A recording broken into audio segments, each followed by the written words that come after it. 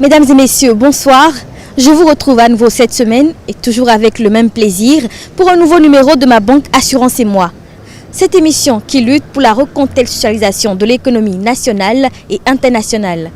Sans plus tarder, nous allons démarrer tout de suite avec la toute première rubrique. Mesdames et messieurs, à nouveau bonsoir. Voici la revue.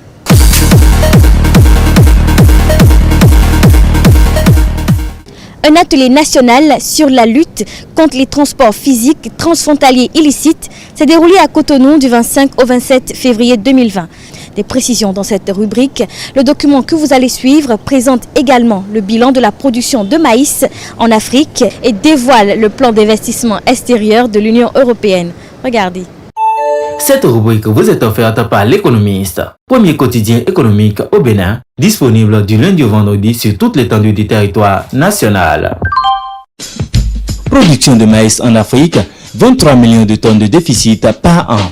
Les déficits du maïs en Afrique subsaharienne s'élèvent actuellement à 23 millions de tonnes par an et devraient atteindre 35 millions de tonnes en 2025 selon la Banque africaine de développement BAD. Mais les experts pensent que la technologie pourrait faire la différence. Hydrocarbures au Bénin, l'étau se resserre autour de l'essence de contrebande dite Bayon. Réuni en Conseil des ministres le mercredi 26 février 2020, le gouvernement béninois a fixé le prix du carburant à la pompe au mois de mars.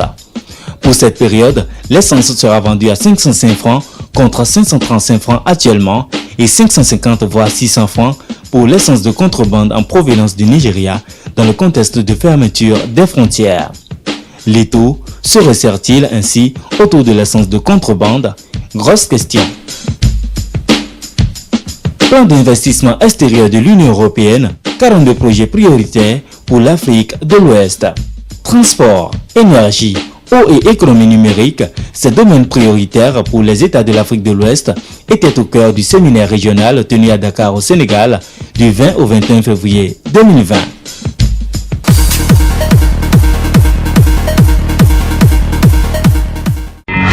Suivez désormais sur votre chaîne ETélé, votre magazine économique et financier Ma Banque Assurance et moi. Acteurs du secteur des banques, des assurances, des institutions de microfinance, des réseaux GSM, fonds de garantie, SGI, PME et autres, voici le créneau idéal qui vous est dédié. Profitez de ce canal pour mieux vous faire connaître. Ma Banque Assurance et moi, c'est tous les mercredis et dimanches à 21h sur ETélé, disponible sur Canal+, position 275, sur Strong en option libre et l'ensemble de nos réseaux sociaux. Contactez-nous pour mieux vous faire connaître. Ma Banque Assurance et moi, un programme pas comme les autres.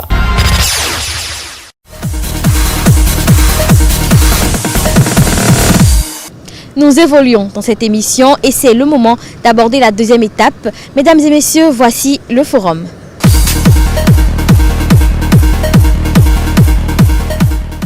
Le concept de la finance inclusive est si bien ancré au Bénin que les institutions de microfinance poussent comme des champignons. Malgré les efforts fournis pour assainir le secteur, plusieurs institutions de microfinance ou de placement d'argent opèrent toujours illégalement sur le territoire béninois. Pour plus d'informations, je vous invite à suivre ce document de Jessica Gauthier. 2 tiers des institutions de microfinance ne sont pas agréées au Bénin, selon une enquête réalisée par la Smart Campaign, une institution internationale qui a pour mission de protéger les clients des systèmes financiers décentralisés au Bénin. Sur le terrain, les spoliés sont nombreux. Quelques-uns ont bien voulu nous donner leur témoignage. Suivez cet élément.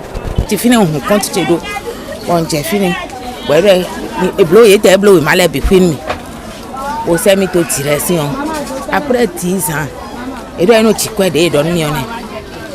Après 10 ans, quoi nous besoin quoi ton l'économie c'est caro et content ma beau cheton boy économie o j'ai fini et flou mais to la mi kaka et la mi kaka ah nous un bon wa don ye bloqué nous quoi tu dois ici bon jan yo ye soit quoi tu dois con ye soit c'est quoi tu dois con bon jan quoi tu kuna kucho boy quoi tu aji quoi tanko bon yon fidi am blow malen mi bloqué et yon ina yo mi bonai pero yo mi ai blow 3 mois bon là iton ba no se mi to o mi ne iton bon j'ai fini o ta yo do mi bloqué intérêt de ndoro fini o le ku 10 000 o ne yana blow kwa ni na 10 000 la no après 10 ans 400 000 la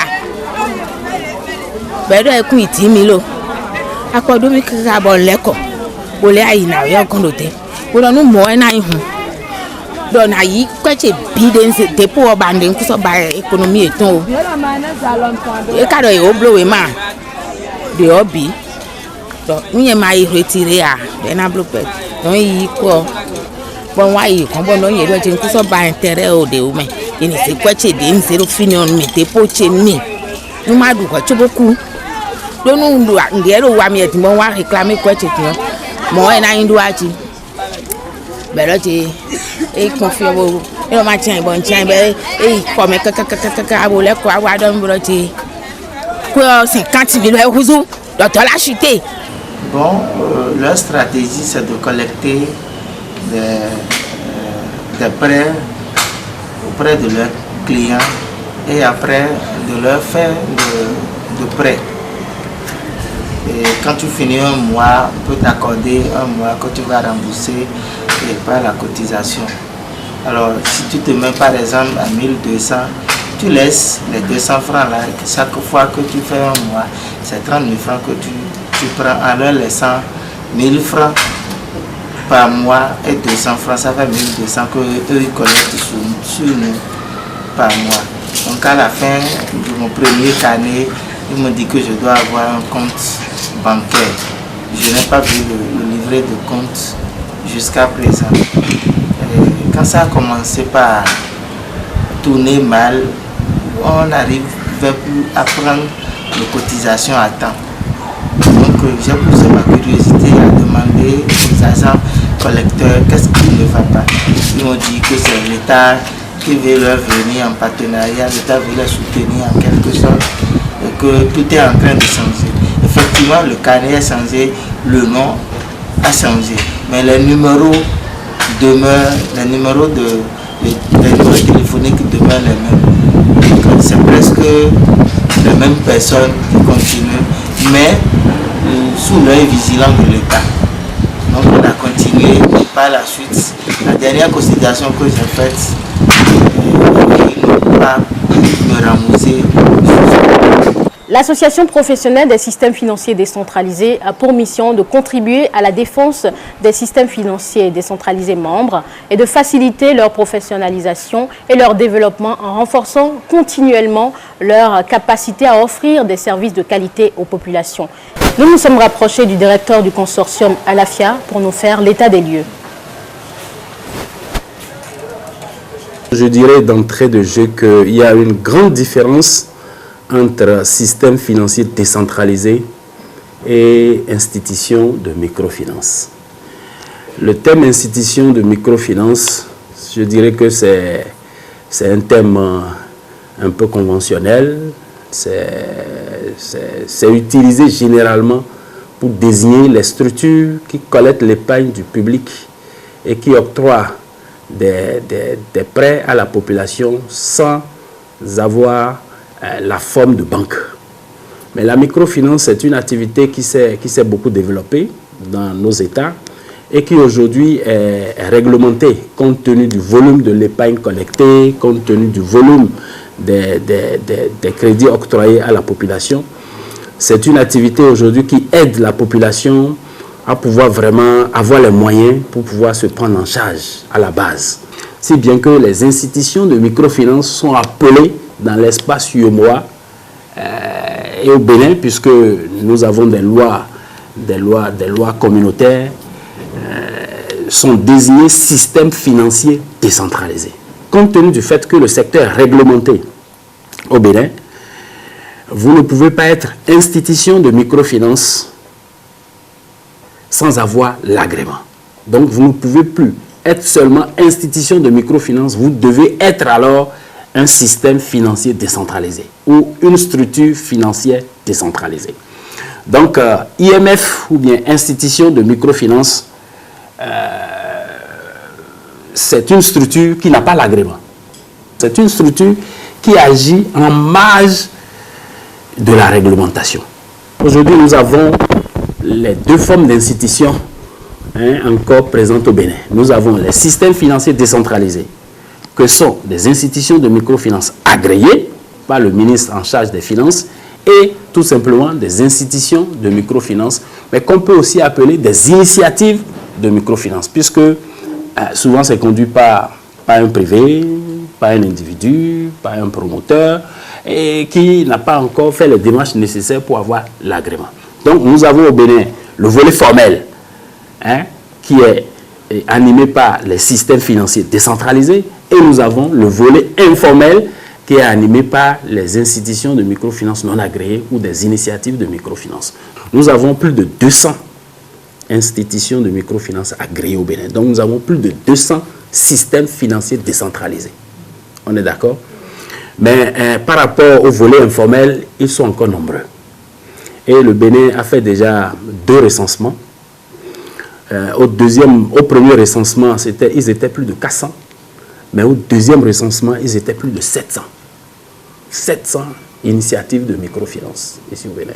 L'État doit les agréer, doit agréer ces institutions, ne serait-ce que pour donner la caution à cette institution auprès donc de la population, comme quoi elle est reconnue par l'État, et pas seulement reconnue par l'État, qu'elle est sous le contrôle de l'État. Les personnes qui se sentent spoliées peuvent se plaindre, puisque c'est l'État qui a défini la loi.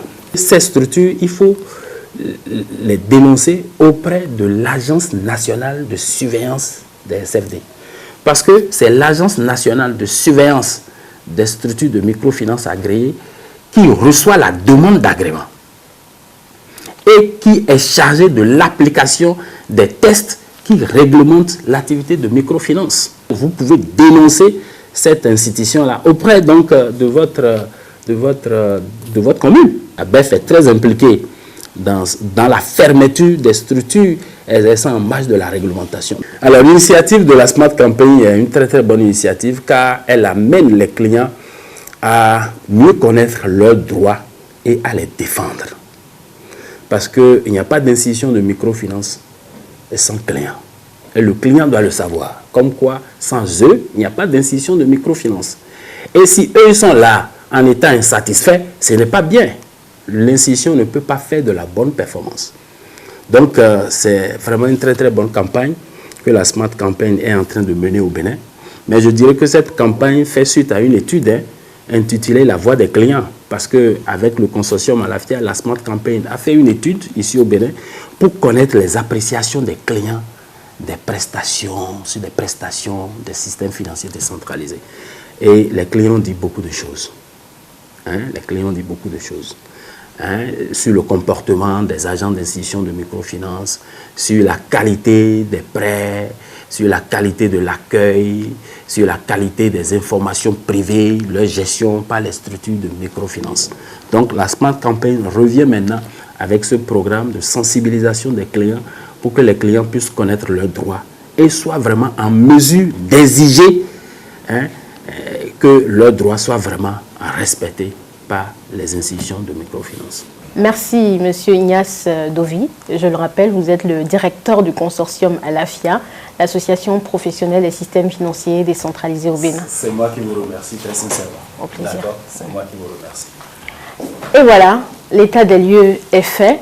L'État a l'obligation d'assainir le secteur des systèmes financiers décentralisés au Bénin. Si les clients de ces institutions de microfinance ne sont pas satisfaits de la qualité du service, ils doivent donc se rapprocher de l'association professionnelle des systèmes financiers décentralisés afin que leurs plaintes soient enregistrées et traitées à bonne date.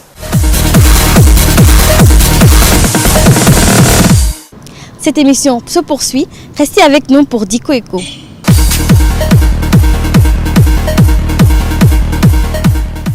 De façon classique, la réexportation est le fait d'exporter à destination d'un pays des marchandises précédemment importées d'un autre. Les réexportations concernent les marchandises qui avaient été préalablement mises en consommation sur le territoire et qui sont réexportées définitivement par voie aérienne ou maritime. Encore appelée commerce-entrepôt, elle peut se produire lorsqu'un membre d'un accord de libre-échange récupère des produits d'un pays extérieur puis réexporte le même produit vers un autre partenaire de l'accord commercial. Le Bénin exporte vers le Nigeria des marchandises exportées d'Europe ou d'Asie. Cette activité, qui ne date pas d'aujourd'hui, s'est développée au moment de la guerre du Biafra par l'approvisionnement du Nigeria en produits de première nécessité. Elle s'est poursuivie avec le boom des matières premières du début des années 70, ce qui fait du Bénin un fournisseur des produits de luxe, bassins, dentelles d'Autriche, etc. Elle s'est aujourd'hui en grande partie recentrée avec l'adoption du Nigeria du programme d'ajustement structurel PASS sur les produits bas de gamme. Il s'agit en l'occurrence des voitures d'occasion, des pneus usagés, des fripes, etc. Le cas du Bénin n'est pas isolé. Le Niger, le Togo et dans une certaine mesure le Cameroun réexportent aussi des marchandises vers le Nigeria, la Gambie vers le Sénégal et bien d'autres. L'importance que revêt pour la société béninoise le commerce de réexportation vers le Nigeria a été pour la première fois mise en évidence par John Ige, universitaire et ancien ministre du Commerce et de l'Industrie, et Dr Biogoura Soulé, qui sont même allés jusqu'à qualifier le Bénin d'État entrepôt. Mais il faut retenir que la réexportation peut donner lieu à des pratiques frauduleuses et qu'une crise éventuelle de ce commerce aura un effet dépressif sur le flux informel de contrepartie. Nous voudrions ici nous attacher à mettre en évidence, à partir du cas béninois, le mécanisme du commerce de réexportation et le rôle fondamental de cette activité pour nombre de pays d'Afrique de l'Ouest. Le commerce de réexportation vers le Nigeria, pratiqué par le Bénin, le Niger, le Togo et le Cameroun, s'inscrit dans un ensemble d'intenses flux monétaires et commerciaux non enregistrés entre le Nigeria et les pays africains de la zone franc, au sein duquel il occupe une place tout à fait particulière et décisive. Ceci en fait peut-être une bombe à retardement susceptible de faire s'effondrer l'ensemble du commerce entre ces États.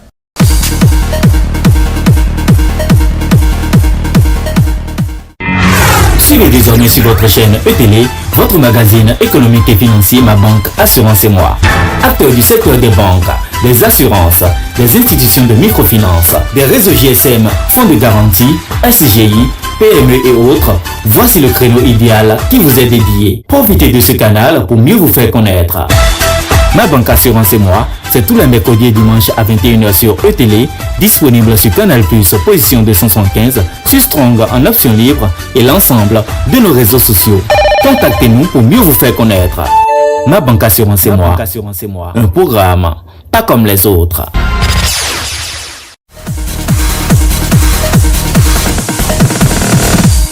C'est ici que se termine cette émission. C'est donc le moment de se dire au revoir. Vous pouvez retrouver les numéros de Ma Banque Assurance et Moi sur le site www.l'économistebénin.com, mais également sur la page YouTube de la chaîne de télévision ETélé.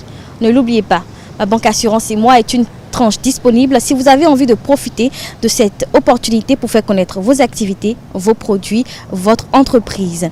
On se donne rendez-vous semaine prochaine, même jour, même heure. D'ici là, portez-vous bien.